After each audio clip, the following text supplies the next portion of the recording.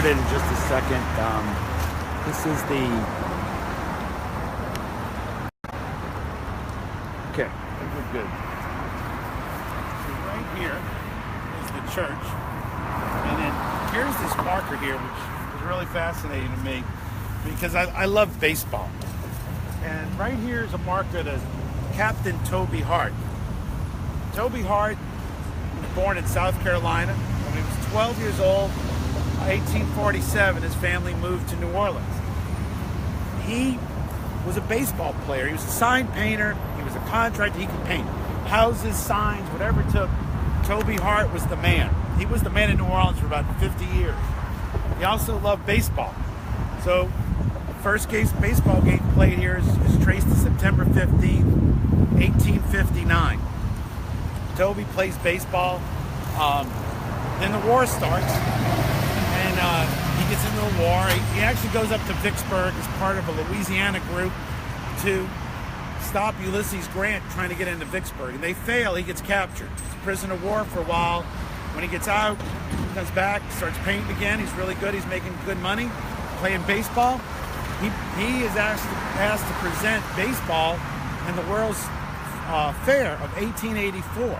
That's when the game is just getting going. So they have a big baseball presentation here in New Orleans. But while he was in the service, he was a captain of heavy artillery, and there's a marker to him up in Vicksburg put there by the National Park Service, which is protected. But here in New Orleans, it's right across the street from Jefferson Davis.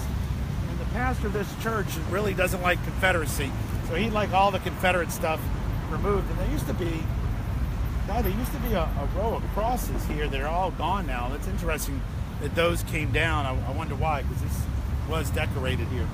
But right there is the John Lafitte Greenway, which is a bike path.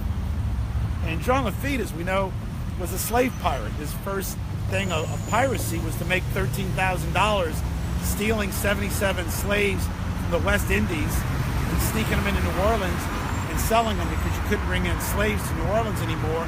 So you had to say they were pre-existing slaves. He sold them for $170 a piece, 77 of them.